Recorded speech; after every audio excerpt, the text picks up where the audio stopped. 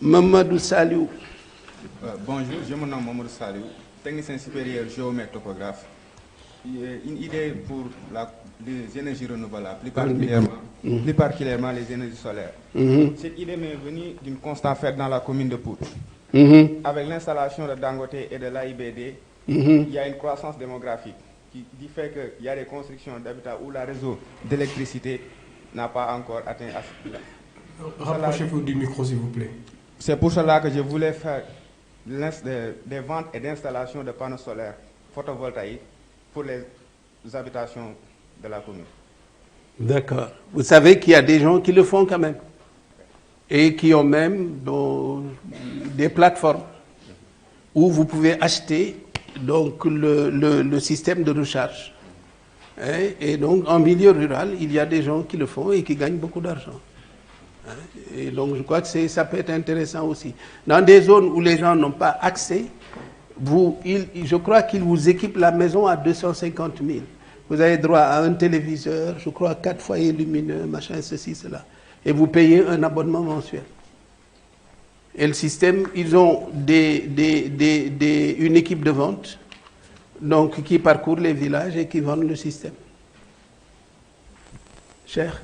Bon, je disais, je suis comptable dans un projet de développement, donc portant sur la résilience. Et nous avons un projet de production avicole. Donc, ça veut dire que vous êtes avec d'autres gens? Oui. Bon, en fait, au départ, c'était un GIE de famille. Donc, nous avons un projet, bon, on l'a démarré, mais à l'informel, donc on veut le formaliser et faire de ça la production avicole avec intégration d'unités de fabrique d'aliments sur place. D'accord. Donc, disons que vous avez une terre qui appartient à votre famille. Ouais. Et donc, vous êtes en train d'exploiter, de faire ce que vous faites dans ce domaine-là. D'accord. Il y a vous y êtes, ou il y a d'autres qui exploitent? Comment ça se passe? Non, il y a mes frères qui sont là-bas. D'accord. Bon, pour l'instant, c'est localisé à Thiès, mais on a en perspective le développement, l'extension sur les 14 régions. Bon, pour l'instant, on a ciblé, on y va pas à pas, on a ciblé Thiès, Tivaouane-Peulh aussi, on ferme là-bas, et à Kédougou aussi. Bon, maintenant, on verra. Il y a de la bonne perspective. Maodo, vous n'avez pas de fiche? Vous avez une feuille qui traîne là, donnez à notre cher ami un marqueur. Bonjour, je m'appelle Maodo Yok, je suis un technicien horticole. J'ai une exploitation en culture ornementale. Je fais aussi de la pisciculture, de l'ornithologie.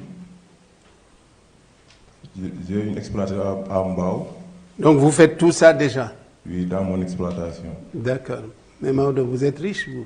Non, non, pas encore. Les plantes ornementales, c'est pour les gens... Hein? Mon projet porte sur la production de fruits et légumes. De fruits et légumes. Oui. Vous avez déjà une exploitation? Non, pour le projet, pas encore. Pas encore, donc vous cherchez une exploitation? Oui. Et fruits et légumes, quels fruits et légumes vous allez faire? Bon, pour les fruits, je vais faire le citron. Le citron? Oui. Ah, le citron se vend très bien. Oui. Vous maîtrisez le citron, tout ça, comment on s'en occupe, et tout ça, c'est des choses que vous maîtrisez? Oui. D'accord. Passez le micro à votre collègue. C'est monsieur comment? Bonjour, c'est monsieur Elimandour. Elimandour, encore un autre serré. Hein? Pliez-le. Oui, allez-y, Eliman. Je suis technicien supérieur en génie civil. D'accord. J'ai une idée de projet, de mise en place d'une entreprise qui consiste à effectuer des installations du système goutte à goutte dans les zones agricoles. D'accord, vous allez offrir ces services-là aux gens qui veulent installer des systèmes goutte à goutte. Oui, c'est ça. Vous pensez qu'il y a une demande et les gens vont mettre de l'argent là-dedans? Oui, parce que voilà, c'est avec l'énergie solaire que ça va se faire et c'est plus pratique de faire ça, de faire l'arrosage manuel. D'accord, très bien. Oui. Donnez-moi mon micro. J'interromps. Oui, vous voulez dire quelque chose?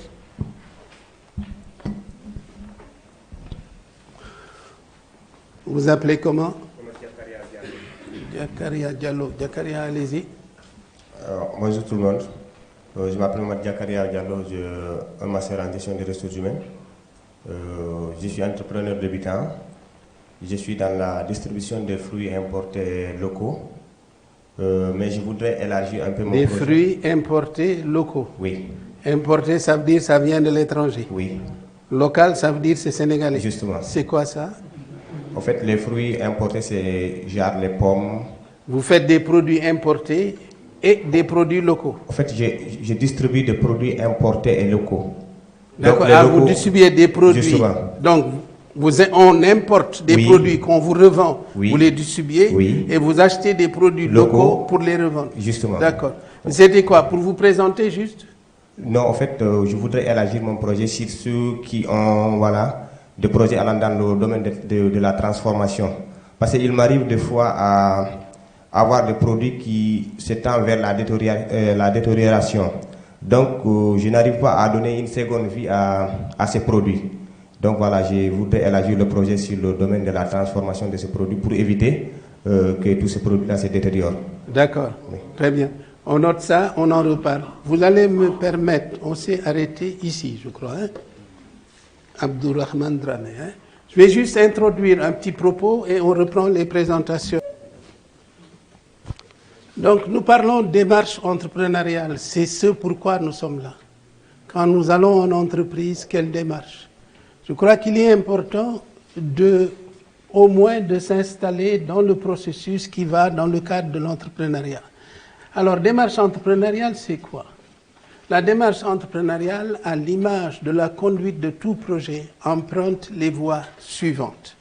Alors, c'est quelle voie? Au commencement, le rêve. Ce sont les idées maîtresses qui inspirent la création d'entreprises. Une personne qui ne rêve plus a renoncé à aller plus loin dans sa vie. Cheminer dans la voie de la réalisation de ses rêves est une voie royale qui conduit à l'épanouissement personnel. Je crois qu'il faut comprendre ce qu'on dit là.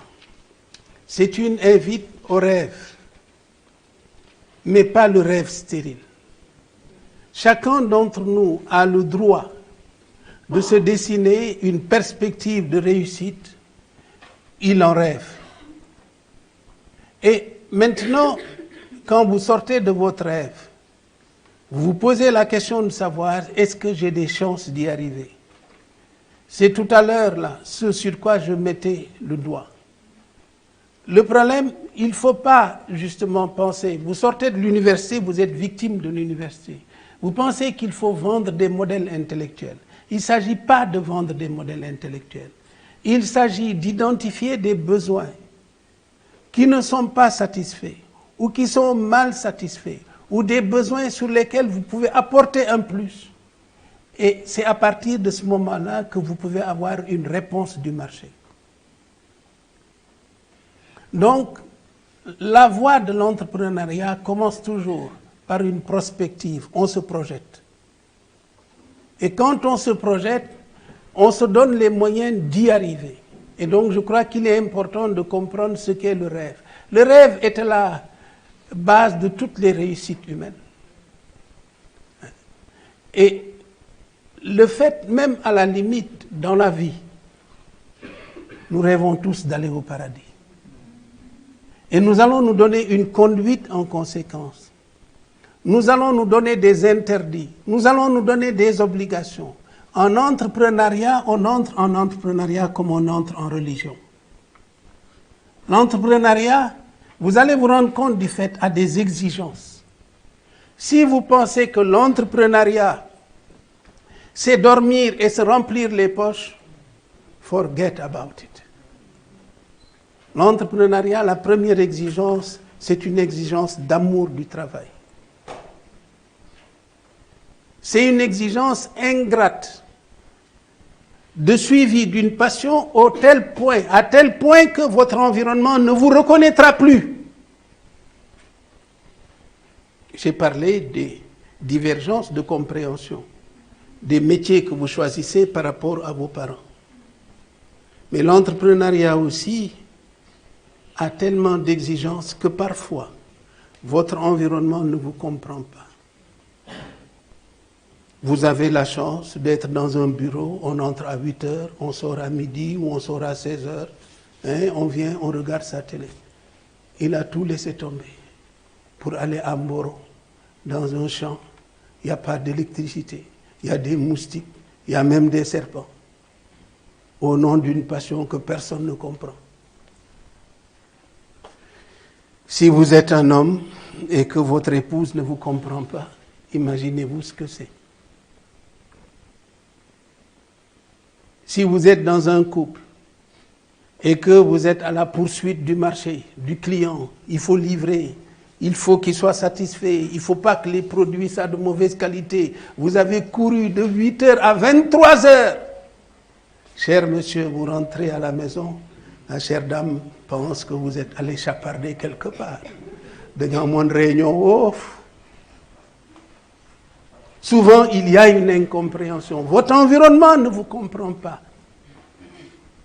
Il n'a d'œil que pour ses poules. Les gens ont beau crever, ils ne s'en occupent pas. Donc je crois qu'il faut vous installer dans cet univers-là d'incompréhension.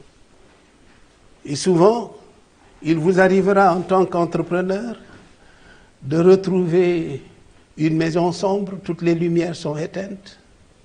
Les enfants sont couchés, vous n'aurez même plus le plaisir de partager quelques instants d'affection avec vos enfants, à plus forte raison votre conjoint. Si vous êtes encore un homme, vous avez des chances. Certainement, vous mangerez un repas froid, il est dans le frigo.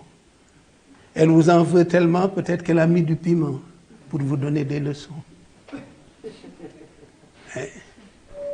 Et donc, quand vous entrez dans la chambre, elle se tourne du côté. Alors que vous avez connu un environnement tellement ingrat, vous avez reçu tellement de coups, que vous aimeriez enfin respirer quand vous êtes chez vous. Univers d'hostilité. Les enfants, vous allez peut-être aller lever une petite couverture pour dire « Ah, Ablaye est bien vivant. Ah, Jacques est ceci. » Et puis vous allez remettre la couverture. Le lendemain, ils sont très tôt partis en classe avec vous. Vous n'avez aucune affection à partager avec eux. Quand vous rentrez le soir, ils sont endormis. Vous perdez le camp de vos parents, l'univers de vos amis. Et comme on dit, ce qui est arrivé à un de mes amis, l'ami le plus fidèle peut aussi vous quitter. Il avait un chien. Ce soir-là, il avait oublié de prendre ses clés. Il s'est aventuré à arpenter le mur. Avant que le chien ne l'ait reconnu, il lui avait déjà bouffé le fond de la culotte. Même l'ami le plus fidèle, le chien, il vous quitte. Donc je vous invite à un univers, non pas de bonheur, extase, je vous invite dans un univers d'incompréhension, une aventure qui souvent se termine par l'échec. Réfléchissez. Le train va s'arrêter à la première gare. Ceux qui ne sont pas rassurés, ils peuvent descendre. Mais l'entrepreneuriat, c'est une aventure de tout risque. Il faut que vous le compreniez. Il faut que vous soyez prêts à prendre les risques. Je n'ai pas dit loterie. Ce n'est pas tout ou rien. C'est un risque calculé. Ce qu'on est en train de faire ici, c'est ce qui va vous aider justement à faire en sorte que le risque soit calculé. Les secrets de ceux qui savent réaliser leurs rêves, ils savent ce qu'ils veulent.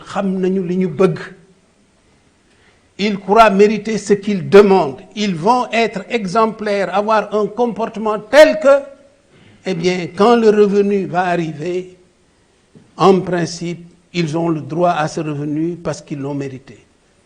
Ils croient pouvoir obtenir ce qu'ils veulent. Ils ont confiance en eux. Ils sont prêts à se bagarrer pour y aller. Ils désirent passionnément ce qu'ils font. Ils agissent malgré la peur. Ils tirent des leçons de leurs expériences et de leurs échecs. Ils sont persévérants. Ce n'est pas le premier échec qui va vous faire abandonner. L'entrepreneuriat qu'on réussit, c'est un entrepreneuriat où on tombe, mais on se relève pour aller encore à la conquête du but. Est-ce que vous êtes prêts à faire ce qu'il faut pour réaliser vos rêves d'entrepreneur, chers amis? Qui est prêt? Tous? J'espère que nous y arriverons tous. Inch'Allah, me dit l'autre. Je crois qu'il y a des rêves grandioses qui se sont réalisés. Chacun d'entre vous connaît Martin Luther King. Hein? Moi, quand j'étais jeune et que j'entendais ce discours de Martin Luther King à Washington, I have a dream that one day, dans une Amérique ingrate, dans une Amérique raciste. Vous n'avez pas connu ça? Vous étiez peut-être trop jeune, mais nous, dans notre jeunesse, on a souvent vu à la télé, dans les journaux, où il y avait des toilettes pour blancs, des toilettes pour noirs, des bus pour noirs, des bus. Dans une Amérique où, évidemment, on tuait les noirs à merci. Il était difficile dans un tel univers de croire qu'un jour, il disait one day, le jeune blanc et le jeune noir seront assis côte à côte dans les universités d'eux. Il faut quand même avoir une dimension de rêve. Mais Martin Luther King ne rêvait pas pour rêver. Il s'est battu. Il s'est battu au prix de sa vie. Il savait très bien qu'il allait payer de sa vie. Il a accepté de payer de sa vie. Ici, en entrepreneuriat, on ne vous demande pas de payer de votre vie quand même. Mais au moins, il faut que vous sachiez que c'est un univers de sacrifice. C'est un univers de don de soi.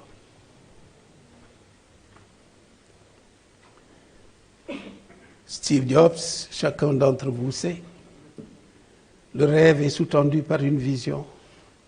La vision présente un état futur désirable. Alors Steve Jobs de nous dire, suivez votre cœur et votre intuition. L'un et l'autre savent ce que vous voulez devenir. Donc je crois qu'il est important parfois quand personne n'y croit, que vous soyez le seul à y croire et que vous vous donniez les moyens d'y arriver. Et Bob Marley crée un chemin pour la venue des jours positifs. Là aussi, c'est un autre exemple. Hein? Bob Marley, donc parlant justement de ces jours positifs, parce qu'il a vécu dans un environnement tellement hostile qu'il fallait justement rêver pour croire qu'un jour, il fera jour. Je crois qu'il est fondamental. L'épreuve n'est pas de vous décourager, mais simplement de vous inviter au réalisme. La conception et les valeurs, le partage de valeurs communes fondent l'identité de la culture de l'entreprise. La culture entrepreneuriale est constituée de qualité et d'attitude. Attitude, c'est une prédisposition à exprimant la volonté d'entreprendre et de s'engager pleinement dans ce qu'on veut faire et le mener à terme. Confiance en soi. Gëm sa bopp. L'initiative. Vous avez souvent des projets merveilleux, mais vous remettez toujours à demain. L'entrepreneuriat qu'on réussit, l'initiative, elle est instantanée. On ne renvoie pas à demain. On fait ce qu'on peut faire aujourd'hui. Ce qu'on ne peut pas faire, eh bien, on le projette pour demain. Le sens de l'initiative, c'est quelque chose de fondamental. Je vous vois prendre les notes. En principe, dans notre contrat, on vous donne tous ces supports. Hein? Donc, je crois qu'il faut qu'on s'entende. Ce que je veux, c'est votre attention pour peut-être qu'il y ait un véritable échange.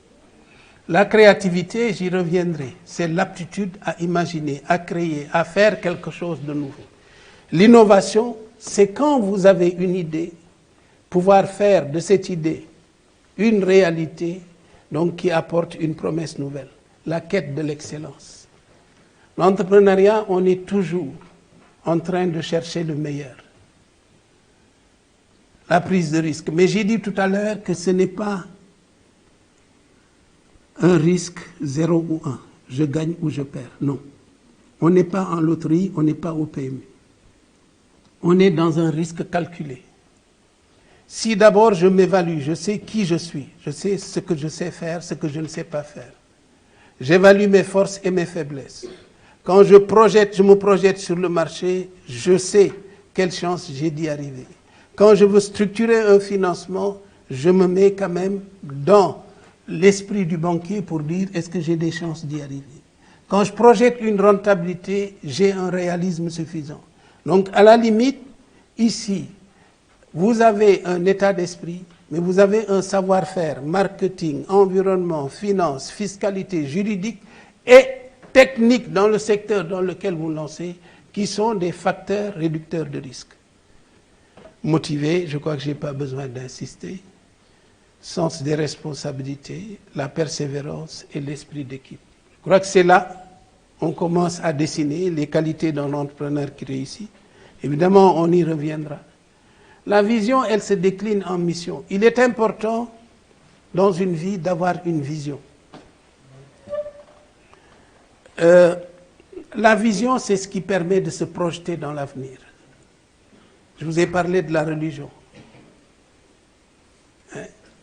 Donc, quand on a des leaders sur le plan de la religion, mais c'est parce qu'à la limite, ils nous promettent de nous conduire vers le bonheur éternel.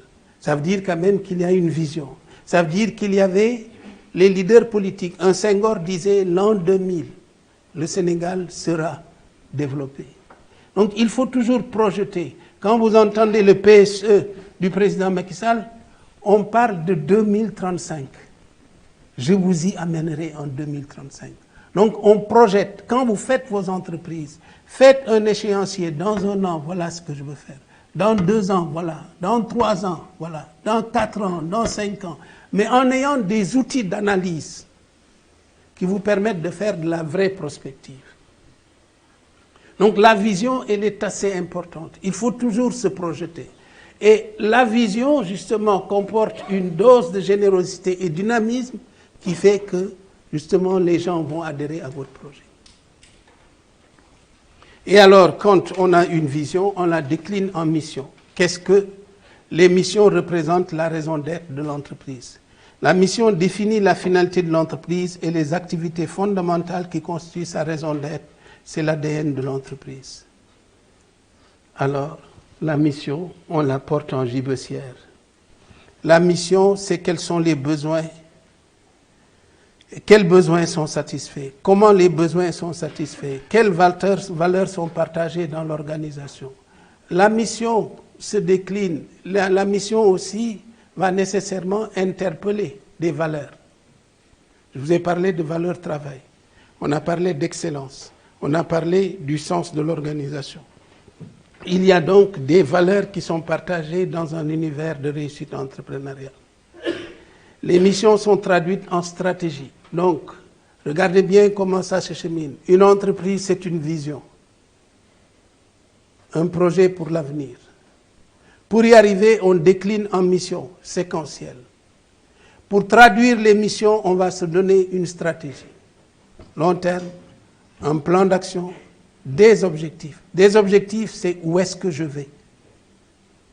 Métier. Quand on fait un métier, comme disait Senghor, quand on fait de quelque chose son métier, il faut en savoir suffisamment pour ne pas faire des impertinences. J'ai entendu certains d'entre vous dire, je veux faire ceci, ceci, cela. En entrepreneuriat, il y a des métiers qui ne sont pas conciliables. Et donc, essayez d'exceller dans un domaine précis, mais ne vous dispersez pas. Je vais encore taquiner mes parents Baol. Oui, Sanka. Je voulais comprendre l'enseignement. Vous avez dit que l'entreprise, c'est la vision. Qu'est-ce qui suit la vision? La vision, c'est la mission. Les missions. Les missions. Après les missions. La stratégie. La stratégie. Comment on y va. Okay. Donc c'est assez important. La vision, en fait, elle va vous permettre de mettre ensemble des choses conciliables. Je vous donne un exemple. Je dis, je taquine mes parents Baol. J'avais un de mes clients d'ailleurs qui, quand j'étais jeune, m'a permis de gagner le plus d'argent. Il était dans le secteur informel. Et il avait un de ses frères.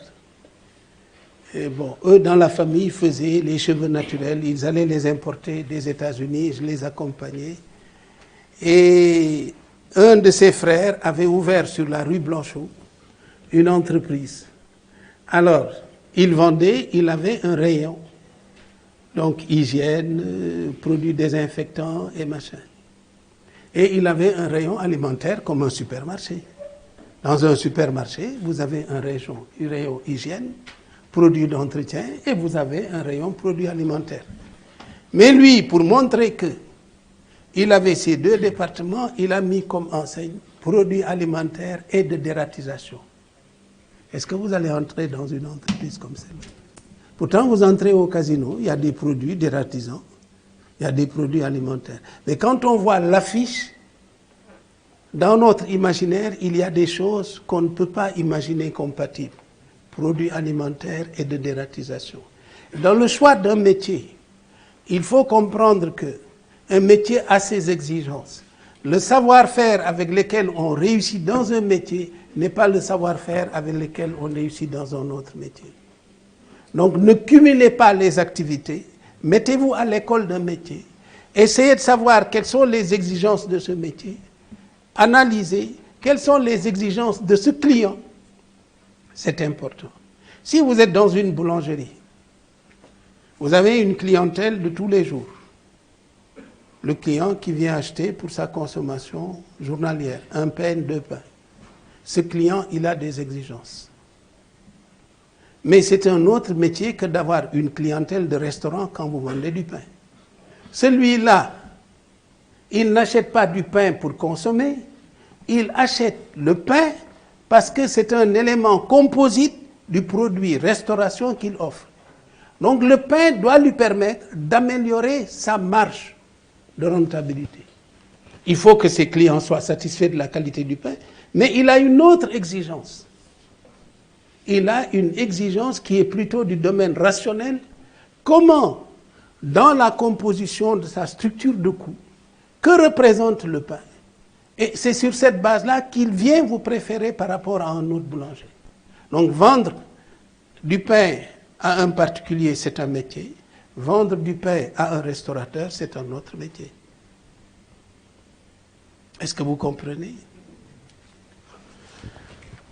Oui, allez-y. Prenez le micro, s'il vous plaît. Qui est devenu mon micro?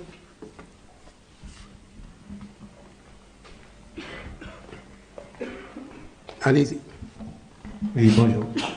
Monsieur, vous avez parlé tout à l'heure d'une entreprise de fabrication de produits alimentaires et de dératisation, qui sont des produits chimiques. Et vous avez donné l'exemple des casinos où on trouve en même temps des produits alimentaires et des produits de dératisation. Oui. Ça, c'est incompatible. C'est des conseils même de mettre à la même place des produits alimentaires et des produits chimiques. C'est des conseils également de mettre des produits chimiques dans un milieu où les gens fréquentent même.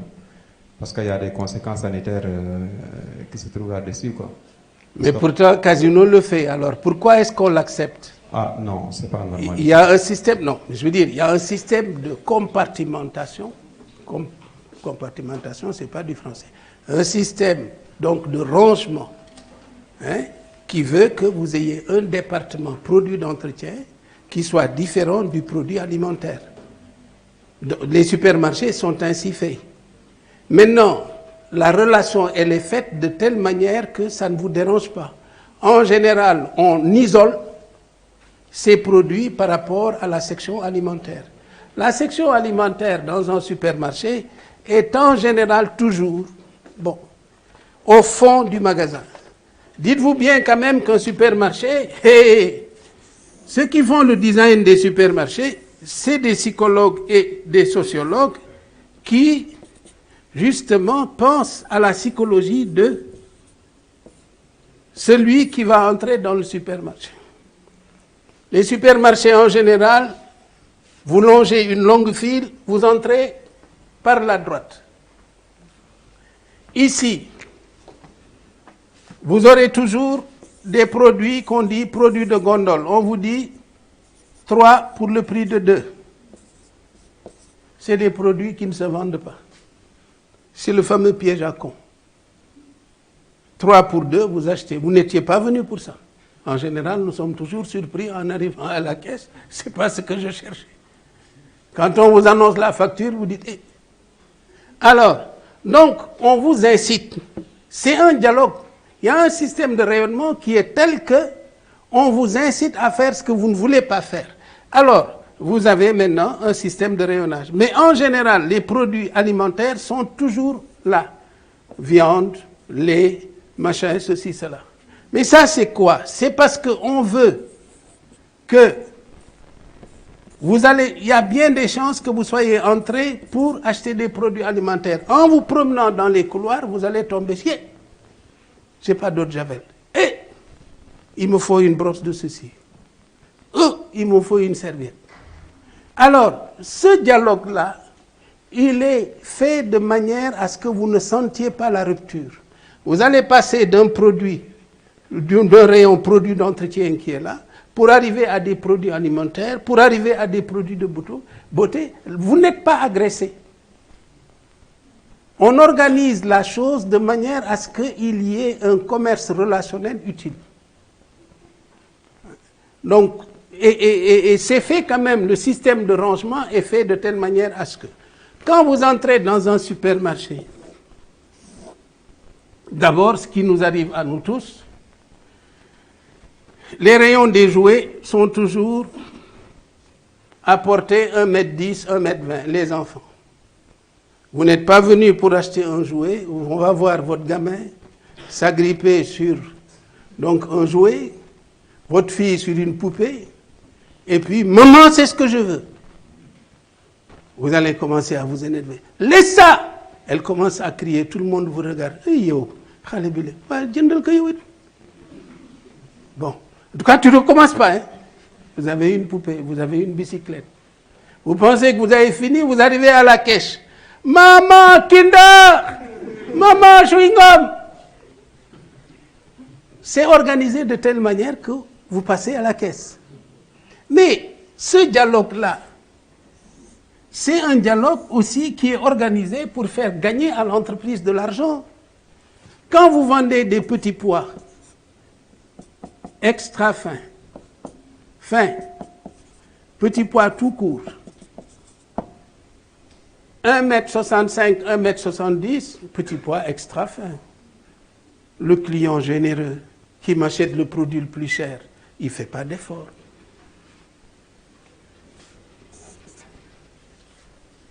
Le client qui est un peu plus regardant, dans son porte-monnaie, il va m'acheter des petits pois fins. Mon parent sévère, Ngordigan, qui est pingre comme tout. Mais on lui demande de payer l'effort. On lui dit,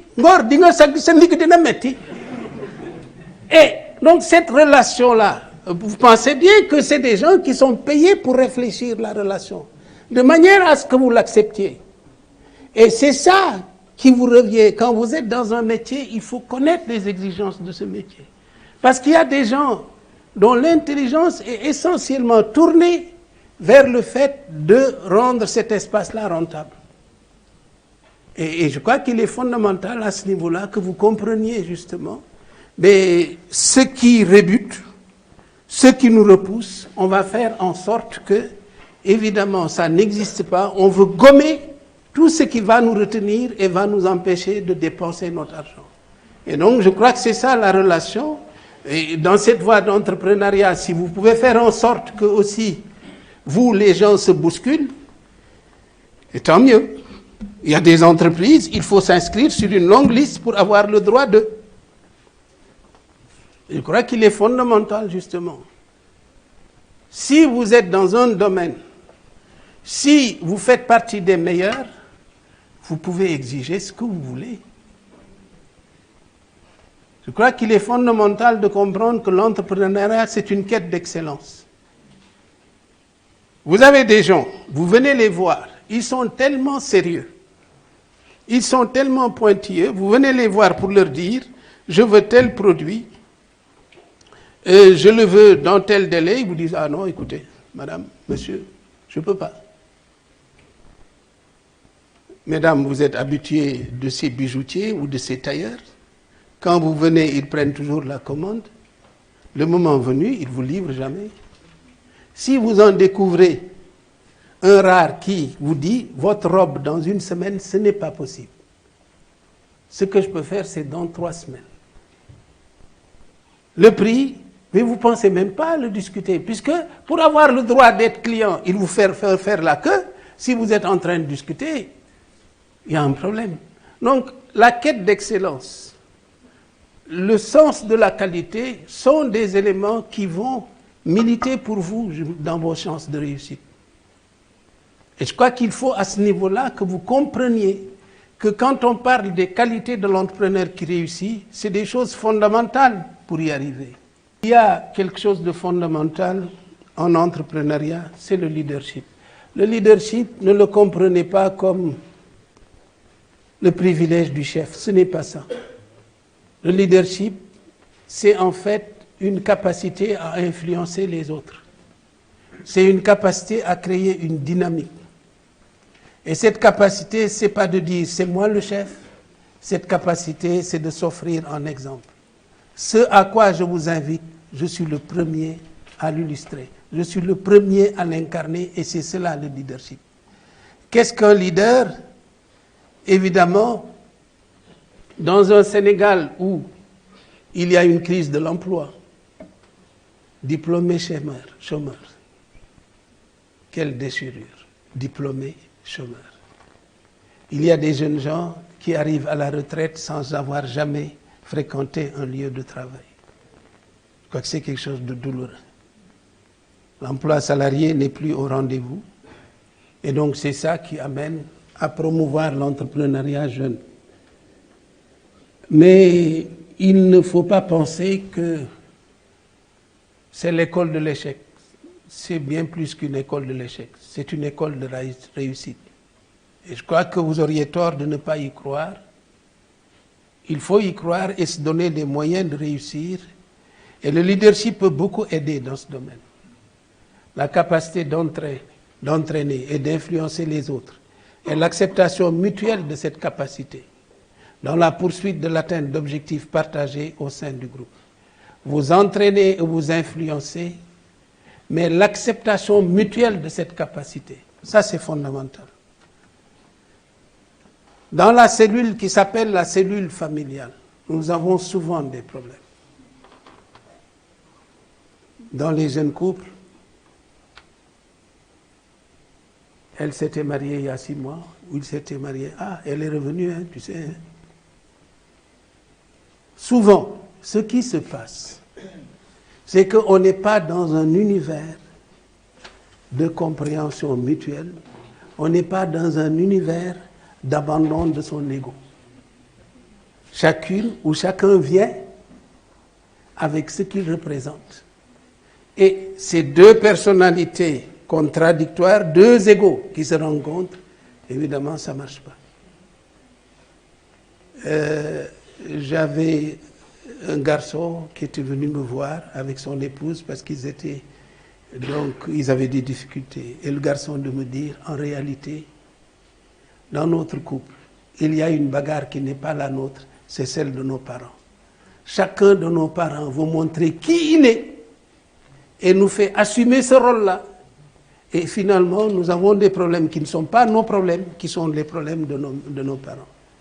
Donc vous voyez déjà dans cet univers, s'il n'y a pas un univers de compréhension mutuelle, s'il n'y a pas un univers de don de soi, on n'y arrive pas.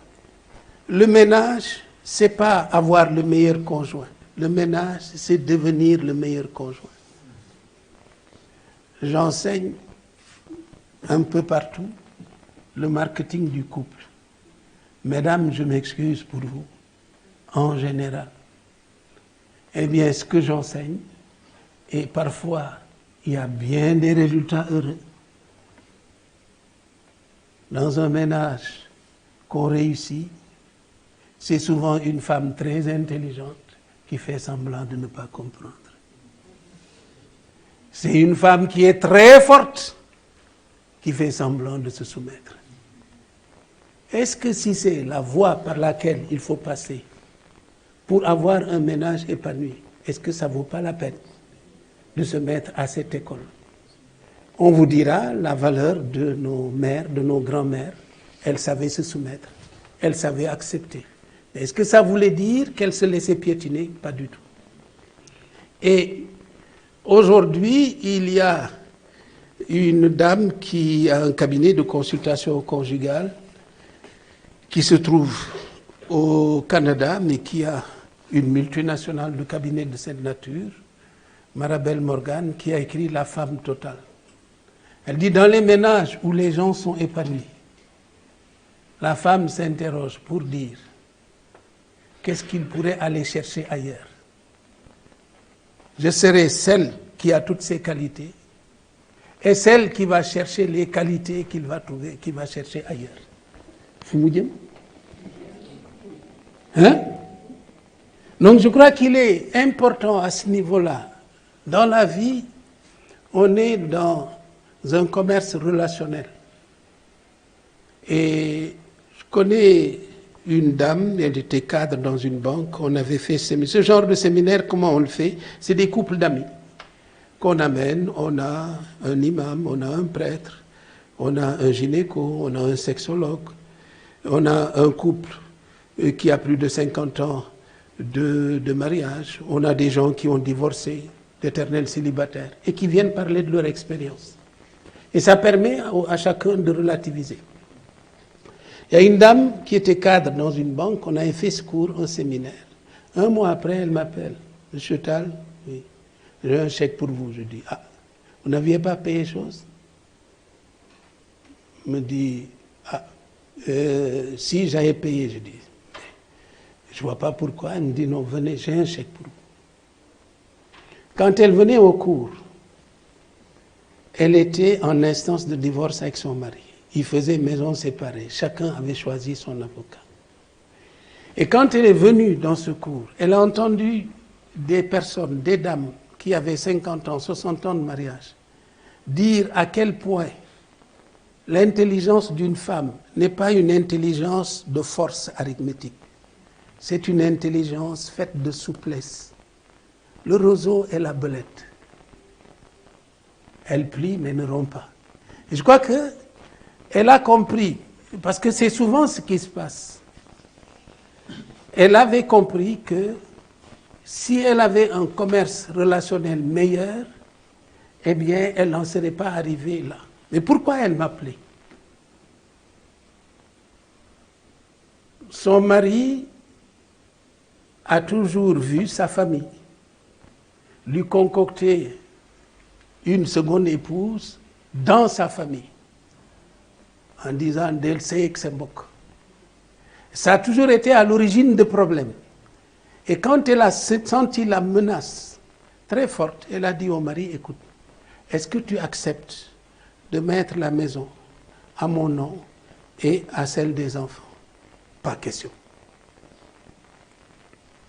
Écoute, ma voiture commence à vieillir. Est-ce que tu peux m'aider à la changer? Il n'en est pas question. Alors, un mois après avoir été à ce séminaire, elle avait tellement compris que le commerce relationnel est quelque chose de fondamental. D'abord, elle était cadre dans une banque. Elle partait, le mari partait juste avant. Elle était en chemise de nuit. Quand le mari partait, elle avait fini d'aider les enfants à s'habiller, prendre leur petit déjeuner et les déposer à l'école. Elle se fait toute belle. Le mari est parti. Quand elle arrive au bureau, Madame Ndiaye, oh, votre tailleur, Madame Ndiaye, votre boubou, votre parfum. Le soir, elle va retrouver un mari rustre qui ne sait plus faire de compliments, qui ne sait plus sentir le bon parfum d'antan, mais parce qu'entre-temps, elle était pressée de rentrer à la maison pour mettre son loquet. Donc les plus belles toilettes, elle les fait pour d'autres. Et c'est d'autres qui lui font les compliments.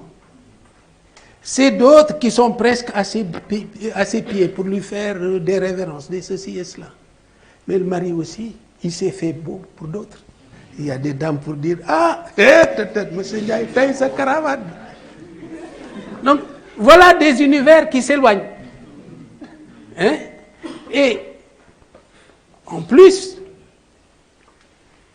elle ne rentre pas à midi pour voir chose. Le soir, elle rentre. Si elle n'est pas prudente, elle va découvrir en même temps que ce qu'on a préparé ce soir-là. Alors que, Madame, si en bonne Saint-Louisienne, vous êtes rentrée à la maison, vous avez au moins jeté un coup d'œil. S'il y a trop de sel, vous avez le temps de rectifier. Si ce n'est pas à votre convenance, vous avez le temps de rectifier. Mais surtout, comme disait un de mes amis, donc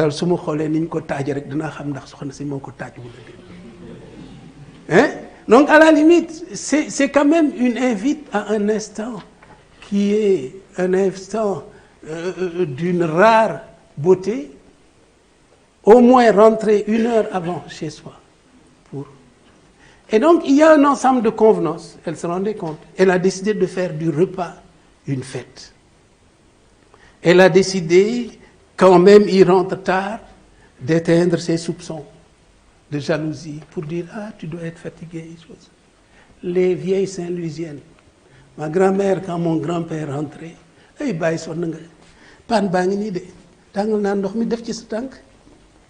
Ah, bàyyi ma raayal la ma diwal la ci karité. » Elle avait, vous n'avez pas connu ça, sa fameuse véganine. Donc c'est rien d'autre que pour les maladies, maux de tête et tout ça. Am naanal, il n'a rien du tout. Naanal, sonn nga.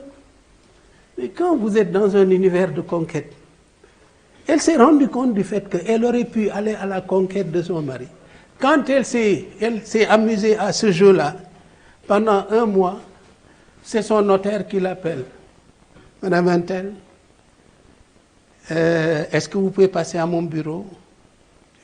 Non, écoutez, pour le problème de la maison que je voulais acheter, je n'ai pas les moyens, mon mari. Non, madame, il ne s'agit pas de ça. Venez. Elle vient, on lui dit, votre mari vous a offert cette maison. Le lendemain, le concessionnaire l'appelle en lui disant, Madame Antel, est-ce que vous pouvez venir? Oh, vous n'avez dit que vous ne pouvez pas reprendre ma voiture à tel prix. Donc venez, on achète les clés d'une nouvelle voiture. Donc elle me disait, je vous donne un chèque parce que lui, moi, ça va le chinos. Je suis parti d'un ménage que j'avais perdu pour avoir un ménage retrouvé. Alors, je vous parle de famille parce que c'est la cellule la plus simple. Mais l'entrepreneuriat aussi, c'est une cellule. Il faudrait qu'il y ait une cellule quand vous dites que vous communiquez avec vos clients. Vous voulez savoir, vous étudiez leurs besoins. Vous voulez les satisfaire. Mais il y a des clients qui sont des clients employés dans la maison ou qui sont vos employeurs. Quelle est la qualité de la relation? Sont-ils informés? Souvent dans les entreprises, il y a une rumeur. Donc je crois qu'il faut comprendre que ce que vous faites dans la cellule familiale pour la réussir, c'est ce qu'il faut faire dans la cellule entreprise, l'acceptation mutuelle de cette capacité. Je crois que c'est quelque chose de fondamental.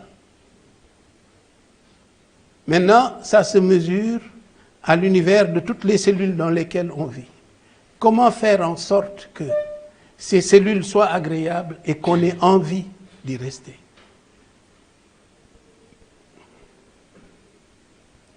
Évidemment, quand on dit qu'est-ce qu'un leader, si on montre Drogba, quand même ça veut dire ce que ça veut dire. C'est l'exemple, c'est la hargne, c'est la persévérance, c'est la volonté d'y arriver. L'entrepreneur qui réussit, c'est aussi ça. Généralement, on conçoit un leader comme une personne en position d'autorité qui est responsable des résultats de ceux qui sont placés sous sa direction. On pense que le rôle d'un leader est de diriger, c'est tout à fait faux. Ce n'est pas ce qu'il faut penser. Quel est le secret des meilleurs leaders? Oui, les meilleurs leaders sont là pour servir. Oui. Position d'autorité. Qu'est-ce que vous voulez en parler quand vous dites position d'autorité? C'est-à-dire qu'on est en train de nous dire que le leader, c'est celui qui commande. Alors que chacun d'entre nous a un leadership à renforcer. Ce n'est pas parce qu'on est dans la situation du premier qu'on est leader.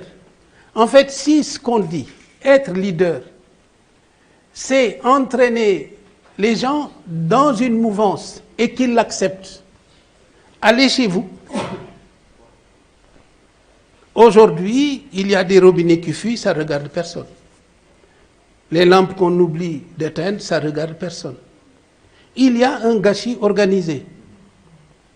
Le leadership dans une famille, c'est de donner l'exemple et de montrer aux autres que, et parfois même, on peut les intéresser.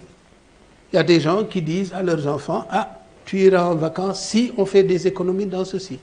Vous avez tout de suite un enfant qui se transforme en policier. Maman, tu n'as pas éteint la lumière. Donc la dynamique, c'est une dynamique d'exemplarité.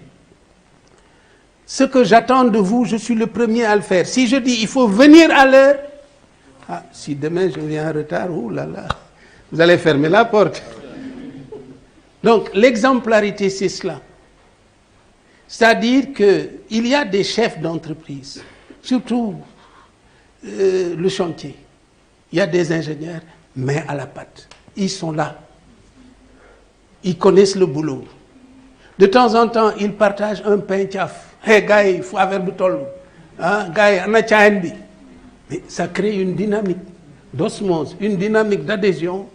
Quand c'est tel patron qui est là, tout le monde est au boulot. On n'a pas besoin de dire. Il y a un modèle. Vous savez, il y a dans l'histoire politique du Sénégal un homme qui s'appelle Jean Collin, qui était tellement redouté quand il était secrétaire général de la présidence de la République. Qu'un jour, le président Abdou Diouf lui a dit, il était malade. Ah Jean, j'ai un problème, hein, et au niveau du bureau, les gens ne sont plus là à l'heure, les gens ceci, la rigueur. Qu'est-ce que Jean Collin fait? Tous les jours à 6 heures du matin. Il était là tous les jours à 6 heures du matin. Mais tous les jours à 6 heures du matin, étant malade, il dit à son chauffeur, va te pointer, gare la voiture là-bas. Et tout de suite, les gens se sont remis à revenir à l'heure. Quand ils entrent dans le couloir, le secrétaire général est là. Donc je crois que quand vous constituez un modèle, au point de constituer un mythe, je crois que ça c'est fondamental. L'entrepreneuriat qu'on réussit, c'est en fait être le premier à représenter ce qu'on demande aux gens d'être. Dans la cellule familiale, c'est cette capacité d'écoute. Je parlais du ménage tout à l'heure. L'âge des jeunes tourtereaux, quand le prétendant va arriver,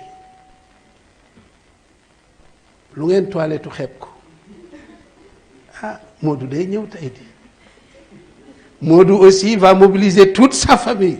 Boy, chemise bi nu mu mel ah. On est aux petits soins.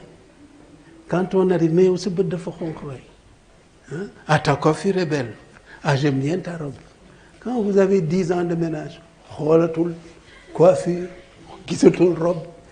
Comme dit une de mes nièces, boo doon dee ci kanamam sax du ko yëg.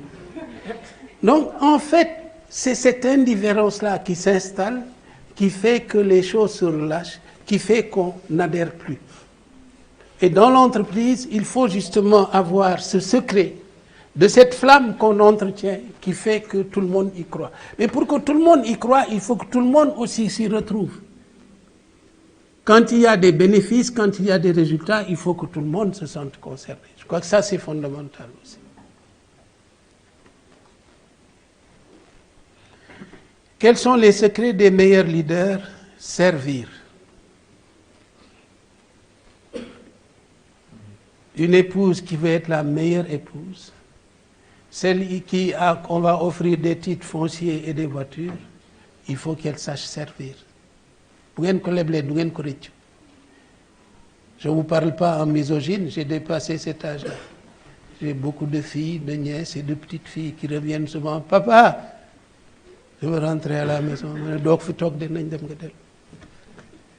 Et finalement, je crois que cette volonté de servir vous met dans une situation telle que vous êtes pratiquement, vous manipulez votre bonhomme, quoi. Et je crois que c'est à cette école-là.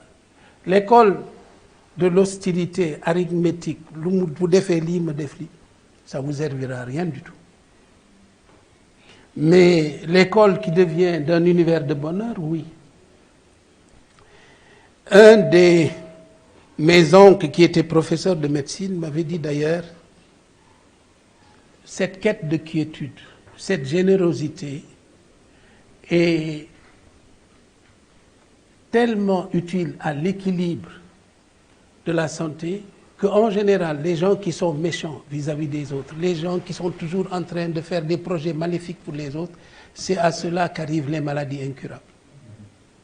Donc si, en fait, s'enfermer dans un univers d'agressivité, de stress permanent, de projets les plus maléfiques pour les autres, non seulement vous rend malheureux, mais ensuite vous prépare à quitter ce monde très tôt, je crois qu'il faut renoncer au projet.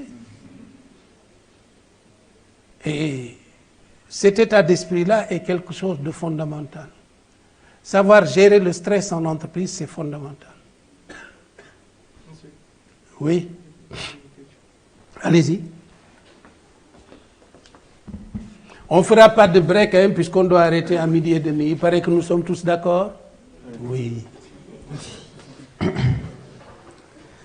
Allez-y. En fait, monsieur, je veux savoir l'autorité qu'exerce un officier sur une personne ou la population. Est-ce qu'on peut qualifier ça de leadership? Et c'est quelle catégorie de leadership? On peut dire oui et non. Parce que le leadership de l'autorité militaire, c'est comme chez les éclaireurs, on obéit d'abord. Le général est là, vous êtes troufion, il commande, vous mettez au garde à vous et vous exécutez. Là, c'est une hiérarchie. La hiérarchie, elle n'a pas pour vocation d'être intelligente. Même si ce que dit le chef est stupide, il faut le faire. Par contre, vous avez quand même, parfois la hiérarchie peut signifier aussi incarner des valeurs, être le premier sûr, qui font que vraiment on parle de leadership. Les Nations Unies ont honoré un Sénégalais qui s'appelle Capitaine Baïdiagne au Rwanda. Il était le premier sur le foyer de guerre. Il a fait partir ces éléments pour retourner dans le foyer de guerre. C'est là qu'il a perdu sa vie. Il a voulu préserver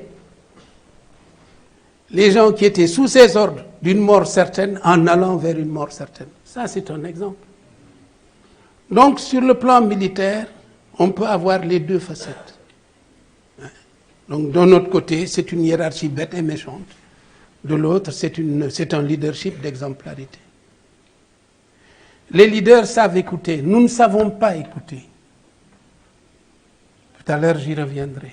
Dans un ménage aussi, ce qui fait que ça explose, on ne s'écoute plus. Et je crois que ça, c'est fondamental. On ne s'intéresse pas à l'autre, s'intéresse à la vie privée de leurs collaborateurs.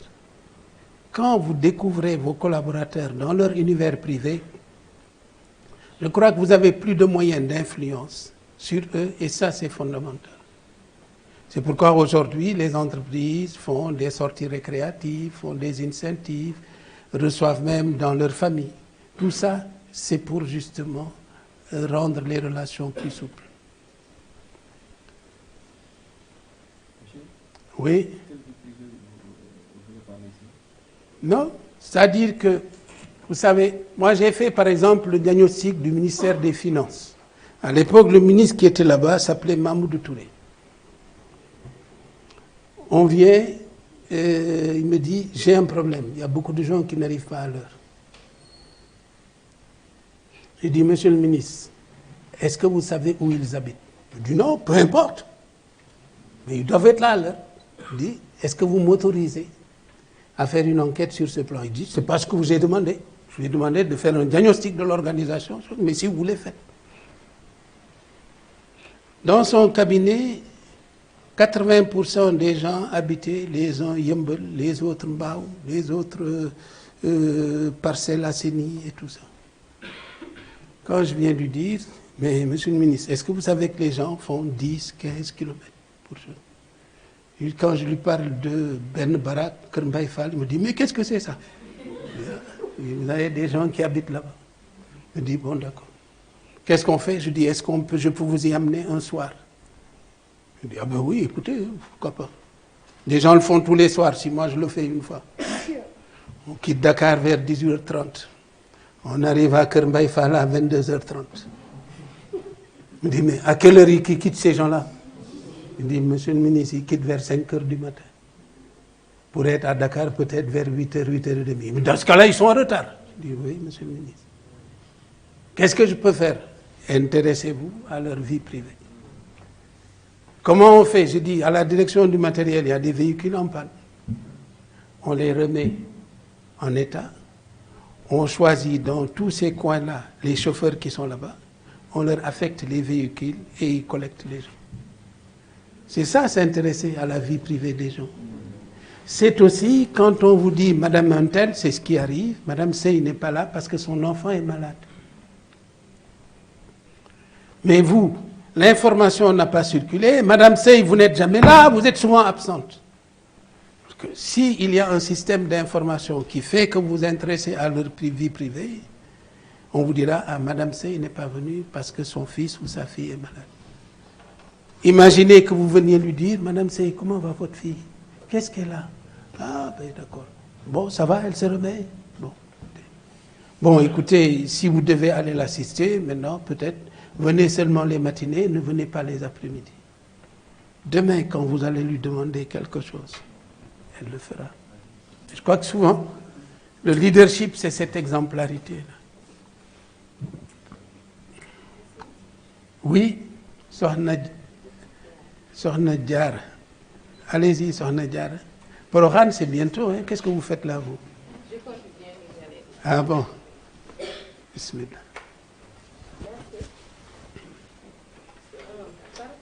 Le micro ne marche pas, alors. Prenez celui-là. Hein? Allez-y. Par rapport au sens de l'écoute, vous avez tout à l'heure dit que nous n'avons pas cette capacité de l'écoute. On n'est pas un peu patient. Je voudrais savoir, est-ce qu'il y a des techniques pour développer cette capacité-là, puisqu'on aspire à devenir leader? C'est qu'il faut qu'on s'éduque. Quand quelqu'un vous parle, quelle est votre capacité d'écoute? En général, quand vous êtes dans un univers, on est dans des univers où on perd la capacité d'écoute. Vous êtes dans une classe. On vous a appris à être la meilleure élève. Imaginez que Awa Diallo soit en train de dire, bon, l'équation, il faut résoudre. Awa, vous ne vous entendez pas. Vous n'allez pas écouter Awa. Vous allez dire, vous ne l'écoutez pas. Vous êtes en train d'élaborer un autre discours pour souparer. Donc, souvent, nous ne discutons pas pour en tirer profit. Nous discutons pour mettre sur la balance nos personnalités. Donc, il faut réduire la capacité d'ego. Les techniques, une des techniques en termes d'écoute, c'est quand je vous dis quelque chose, vous me dites, ah, monsieur, vous avez dit qu'un leader, ce n'est pas une position d'autorité. Si j'ai bien compris, donc à la limite, on vous demande de reformuler. Quand vous êtes capable de reformuler ce que la personne a dit, évidemment, chose. Et tout à l'heure, je reviendrai justement dans la créativité sur ces freins qui constituent un frein à la capacité d'écoute. La capacité d'écoute, ce n'est pas seulement une capacité d'écoute, c'est une capacité d'observation. Vous n'êtes pas encore marié? Le prétendant, quand il arrive, hein? Il observe. Et tu as changé de lunettes. Ah, mais robe, il est plein d'attention. 15 ans de ménage. Kholul robe, kholul lit. Yangi bëgg. Donc, à la limite, la faculté d'écoute est toujours associée à une capacité d'observation. Ce que vous voulez faire pour vos clients, vous avez dit que vous êtes les meilleurs serviteurs de vos clients. Vous allez les écouter, vous allez les interroger, vous allez vous mettre à leur école pour les satisfaire. Mais pourquoi vous ne le faites pas pour votre univers immédiat? Vos enfants, si vous avez la capacité de les écouter, si vous avez la capacité de les observer, vous aurez des chances de les convaincre. Vous aurez des chances de les satisfaire. Vous aurez des chances qu'ils adhèrent à vos projets pour eux. Moi, je ne vais pas vous vendre du management qu'on applique en entreprise. Le management, c'est un élément de tous les jours. Dans des familles, il y a des problèmes terribles entre les parents et les enfants. Mais souvent, c'est parce qu'on n'a pas appris à les observer, on n'a pas appris à les écouter, et puis, parfois, ça fait des drames. Hein. Quand les parents découvrent ce qui se passe, c'est trop tard. On vous convoque quelque part, on vous dit votre fils se drogue ou votre fille se drogue. Non. Mais ça arrive. Ça arrive plus fréquemment qu'on ne pense. Ce qui arrive, moi j'ai un cousin, lui et son épouse ont divorcé parce que ils découvrent que leur fils est un Tiantakoun. C'est un scandale. Le garçon, c'est un ingénieur qu'ils ont envoyé former en France. Il se met en mode baïfal, il est en train de choses. C'est un drame pour des parents. Alors si vous n'avez que le moyen de l'interdit, la menace de couper les vivres, mais vous allez créer la distance. Oui. Je voulais demander, par exemple, par rapport à ces qualités-là, si j'ai bien compris, il faudra adapter son moi par rapport à ses qualités. Oui. Est-ce que ça ne risquerait pas aussi de faire obstruction, vu que le moi, c'est inné à la personne? Oui. Par exemple, un chef d'entreprise qui a un moi autoritaire par rapport à ces qualités-là, et s'il veut les adapter par rapport à ces qualités, est-ce que ça ne risquerait pas de faire obstruction? C'est un problème. Le style de leadership, on ne dit pas qu'il est toujours un style de leadership de conciliation ou d'amiable. On peut avoir un style de leadership qui est autoritaire. Bon, mais les gens s'y adaptent. Ce ne sont pas des recettes. Hein. Je crois qu'il ne s'agit pas de se dénaturaliser pour être ce qu'on n'est pas.